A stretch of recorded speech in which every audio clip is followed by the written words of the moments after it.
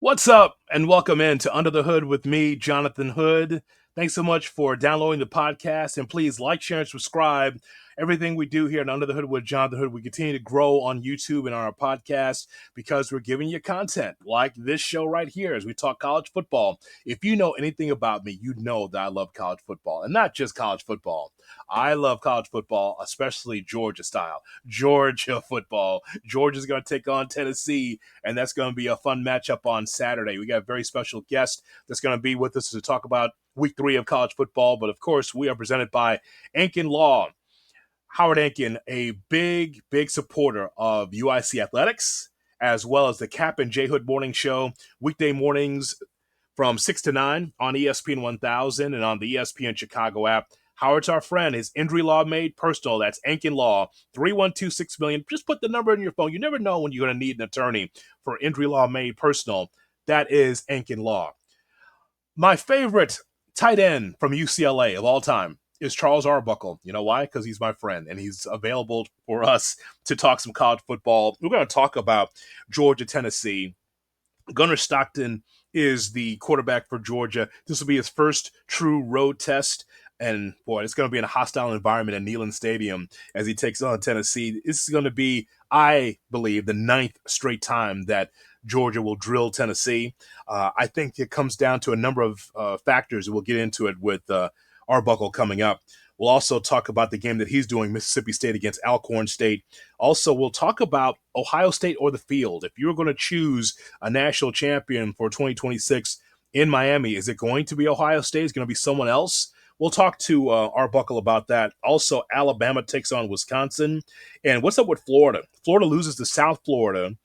And so now they're going to take on LSU, and we'll see what happens there with Florida. If they don't beat LSU, the next matchup is Miami taking on the Florida Gators. Oh, Alex Brown, my good friend Alex Brown, former Bear, he is suffering right now because his team is not very good right now. So we'll talk about that with Charles Arbuckle and more. I'm excited. I'm so excited because we got some great college football games coming up for week 3. And even if you feel like it's kind of a light slate, you know there's always going to be upsets and just weird things happen because that is really the epitome of college football. Alabama taking on Wisconsin. Wisconsin going to Tuscaloosa. I wonder, is that a 1-1? Will Alabama go up to Madison? I don't know. But again, a very intriguing kind of different matchup that you don't get this early in the season. And so let's talk to our guest right now. And again, we're presented by Ankin Law, 312-6 million for the great Howard Ankin. Let's talk some college football with Charles Arbuckle. That's coming up next, our guy from ESPN Television. Cannot wait. It is week 3 in college football. Who is going to have the confetti coming down? Well, we still got some games to go for that. And we turn now to an expert, someone that can help us out here as we try to parse through another great week of college football. It is your favorite UCLA tight end and mine, Charles Arbuckle from ESPN, as we're presented by Ankin Law. Charles will be doing the Alcorn State, Mississippi State game on ESPN and celebrating a birthday tomorrow. What a great time to be able to be 21 again, celebrating college football on your birthday. Buck, as always, I appreciate the time.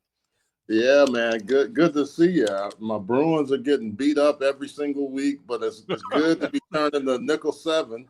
So I'm happy about that. And, what better way than to do it at a college football game? No question about that.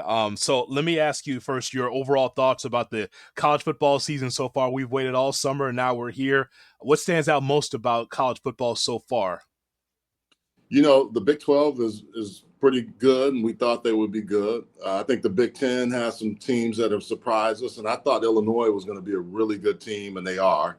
Iowa still can't find a quarterback on offense. There's some witness protection program, and I don't know what Kurt Ferentz did, what he sold his soul to, but I just can't understand that. And then lastly, I mean, the SEC, the middle to lower tier of the SEC is pretty doggone good this year. I know there was some talk about would Vandy come back and do what they did. I saw them week 1. South Carolina, I saw them in week 2. Now I'm going to see Mississippi State. Arkansas, not saying that these teams are at the bottom, but they've kind of been those teams that haven't been able to crack the upper echelon. And I'm interested to see how they compete because Vandy and South Carolina play this weekend, and in a few weeks, Mississippi State has Tennessee. So a lot of good things happening in college football. Buck, it's funny you mentioned Illinois because we're keeping our eyes on it here in Chicago. What's happening with Illinois? Brett Bielema, what a turnaround in his career Yeah. because he gets an opportunity to coach Illinois. Has turned it around really well. They were top 12. I think they were right at 12 to start the season because of how they reloaded. They're sticking with their quarterback, but that's a pretty good story for Illinois so far this year. Yeah, I mean, if you think over the history of time, I mean, I can remember when I was playing, it's kind of like UCLA was good. And back then, Illinois had some really good teams, the Derek Brownlow and Mike Bellamy, who I played with, all the guys that I can kind of remember. Jeff George was there for a time. I mean, they had some really talented players, but they hadn't been able to sustain it. And I think now you're starting to see Brett do a really good job of going to get those offensive linemen and a quarterback. And then also his mentality is always one where, I'm going to wear flip-flops and I'm going to be, eat what I want to eat, do what I want to do. But he coaches ball. And, I mean, he is one of the best at doing that. And I can see why guys want to play for him. And I'm glad to see him having the success that he is having in a conference that's not easy to play in, but he's done a really nice job of holding his own in that Big Ten conference. We're talking college football with Charles Arbuckle here as we get ready for also Georgia, Tennessee. I'm interested in this matchup because you know how this works, Buck. You are as a quarterback, Gunnar Stockton, first time with a true road start, taking in a hostile environment in Neyland, taking on Tennessee. Georgia's looking for their 9th straight victory against Tennessee, but how difficult can this be for Georgia? 3.5-point favorite, but at the same time, tough spot for a young quarterback. Kirby seems to always figure out this Tennessee offense, right? I know his team, his defensive staff does a really nice job.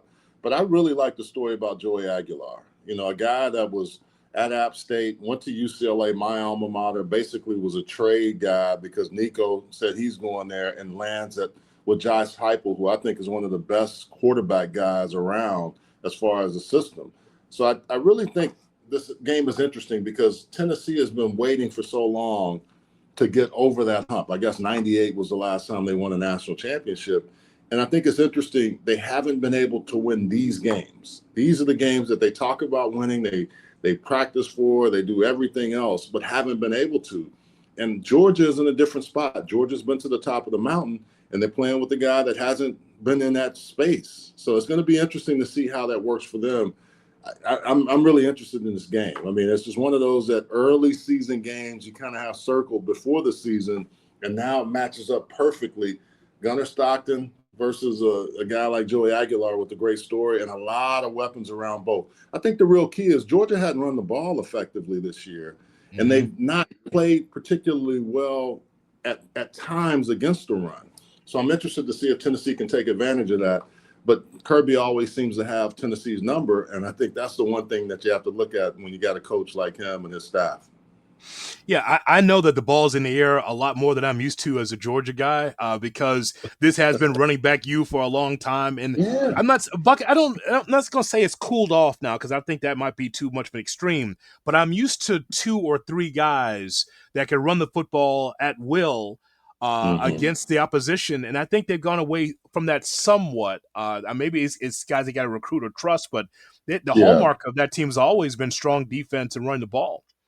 Well, I mean, you can go back in time, whether it was Garrison Hurst or Rodney Hampton, or, I mean, even going as far back as Herschel, and they've always had guys that can run the football. And that's their DNA. And when you move away from that, sometimes it doesn't lend itself to the fans, but it also, in a new college football landscape, no matter what we look at, you still have to run the football when you want to run the football. And I think that's the one key I want to see with Georgia against a Tennessee team that's saying that they can stop it. And same with Tennessee.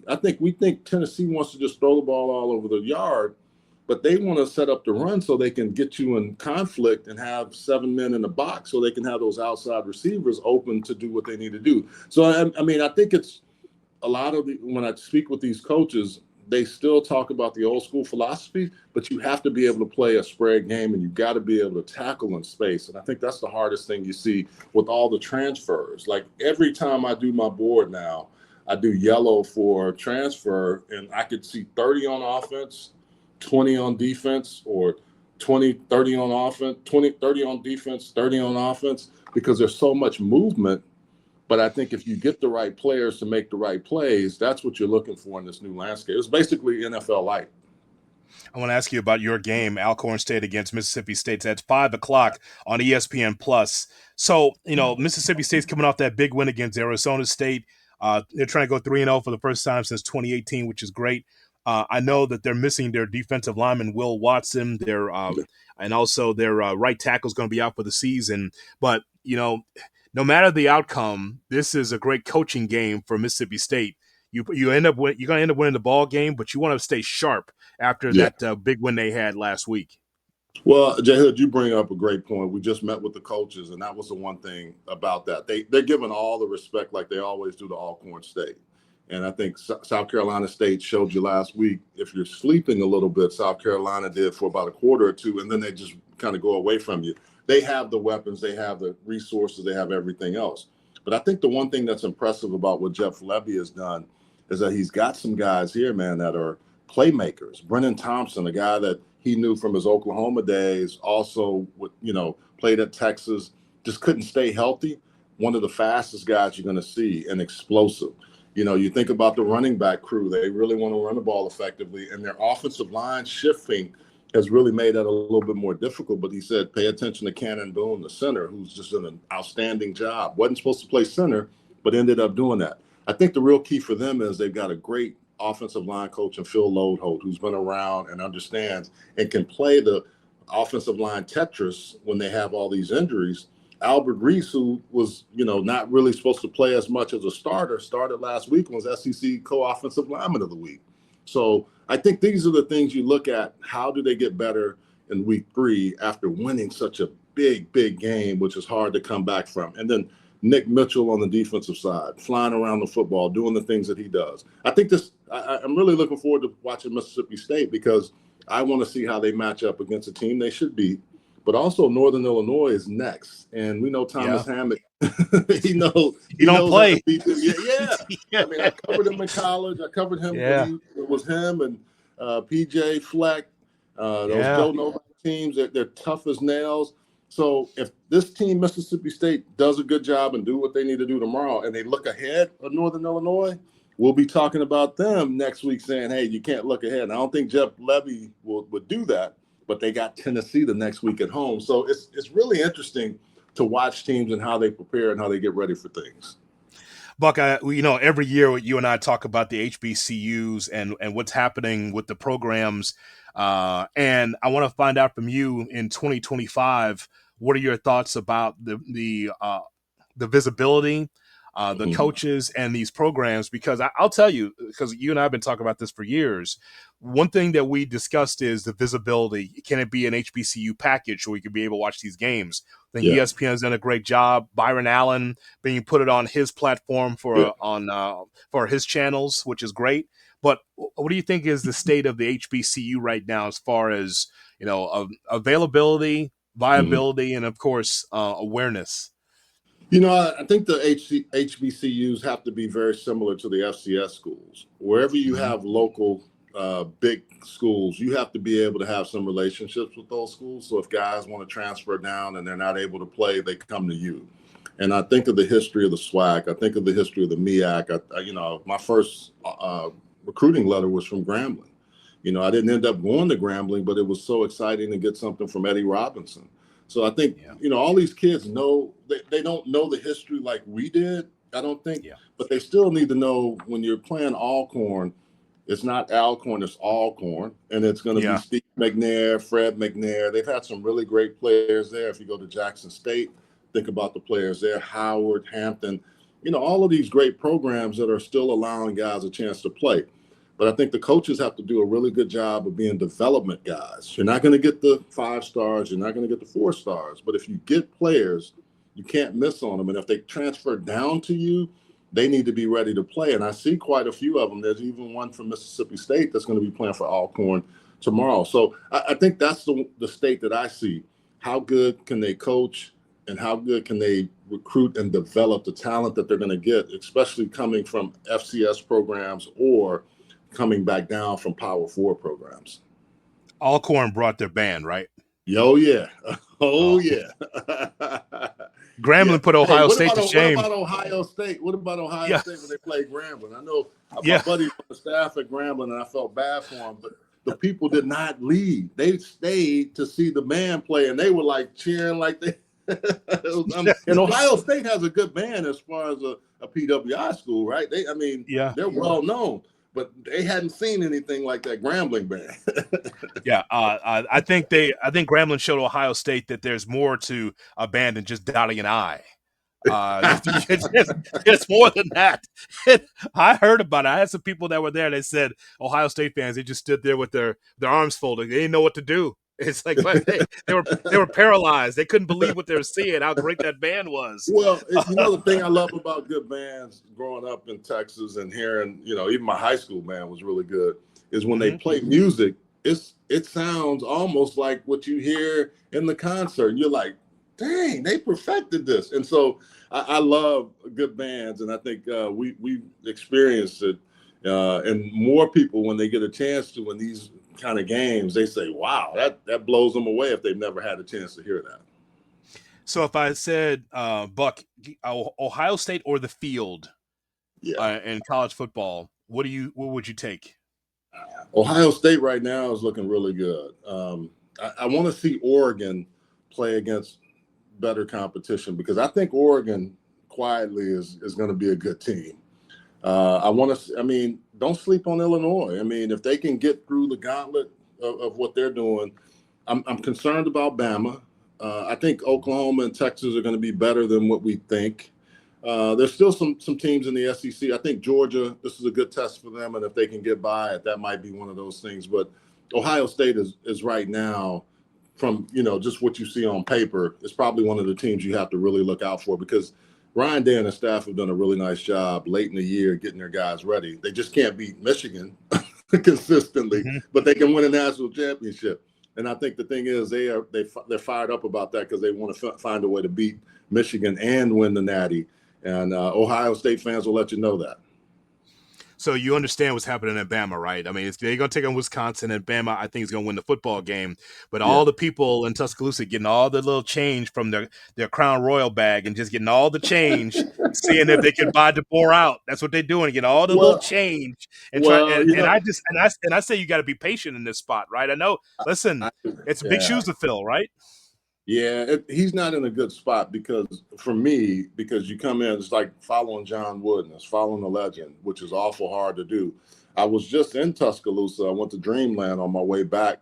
I flew into Birmingham and drove over, and I'd never been to the original Dreamland. And it was a bunch of Roll Tide in there, and there was some Wisconsin guys. But I do think there's an uneasiness in Tuscaloosa because of what's happening right now. And sometimes that happens. I think Kalen DeBoer is a heck of a coach. I think he's one on every level, but sometimes you can get places and you just have to figure that out. Talked with Jeff Levy about that just today, and just how tough it was and what they needed to do to win a big game, which they did against Arizona State. And I think that's the same thing that you look at with the Bama. You don't say must win, but there are must win games, and this one right here is a must win for them, because Wisconsin, as well as I do, is not going to make it easy on them. But that's the kind of game that could turn you around and get you going in the right direction. Or the Crown Royal bags become the guys from Regents Bank and all the other big regional banks coming in and bringing the loads of money. Right. Getting all the little change and trying to buy him out. Can't have that. You can't get Jimbo'd. Can't get Jimbo Fisher, man. Can't do that now. Can't get Jimbo'd. That's right. Last thing, and I appreciate your time. I just want to ask you about Florida, because this is big for my buddy Alex Brown from the old Chicago Bear, and he's a Florida Gator through and through, and he's going through a tough time because you get upset by South Florida. Now South Florida seems viable, but from Florida's standpoint, this is supposed to be a better season. You're playing LSU now. If you can't get past LSU, it'll be okay because you got Miami next. Okay, so this is not good. Yeah, Buck, tell me yeah. about Florida and LSU, and how difficult is this for the Gators this weekend? I think it's really difficult. I do think if DJ Lagway can, he's the grow up guy for them. They have to find a way to make sure he can stay healthy, which has been a problem for them in the past. And they just got to find a way to get wins when you think Billy Napier has just done a nice job of, pulling his career out of the jaws of death. But I think the one thing is, you just said it best. There's a gauntlet that they're getting ready to face if they don't win this game. And that's the part for me that's a little bit concerning, because if you sometimes have spots in your schedule where you can eke out a win here or there, there's no eking out. Miami's, Mario's going to have those teams ready. And I hope for Florida's sake that they figure this out, because I do like Billy Napier. I like what he's done. I like DJ Lagway. I like their team. I just don't know if you can make the folks there happy. Just like in Alabama, they're not really happy when you're not consistently winning in Florida. I will say this, and they won't really be happy if Florida State is as good as what we saw against Alabama, because Florida State looks like a different ball club this year than they did last year. Hey, man, happy birthday to you. It's good to connect with you again. I hope to get a chance to talk to you again, because college football is heating up. All right, man. Good. Thanks. Appreciate it. All right, Charles Arbuckle from ESPN. Don't forget his game is at 5 o'clock out as Alcorn State as they take on Mississippi State, and we're going to see what happens in that matchup in all of Week 3 in college football. So great to hear from Charles Arbuckle, my buddy, from ESPN.com. And ESPN, who'll be on the call as an analyst for Alcorn State against Mississippi State. We're presented by Ankin Law, 312-6 million for the great Howard Ankin. Injury law made personal. Howard's a friend of mine. He's a friend of ESPN 1000. He's a friend of UIC Athletics. Check it out. Ankin Law, 312-6 million. Sign my ball. I'm wearing a Kennesaw State shirt, if you're just wondering, just because it's laundry day. Kennesaw State t-shirt. I'm wearing that right now. I cannot wait, by the way, for college football. Week 3, it's what I enjoy the most on the weekends. And make sure that you like, share, and subscribe what we do on Under the Hood with John the Hood. We just continue to grow. And we just hope that you enjoy your college football Saturday as much as I will. Go Dogs against Tennessee. Sloppy top Tennessee. Cannot wait.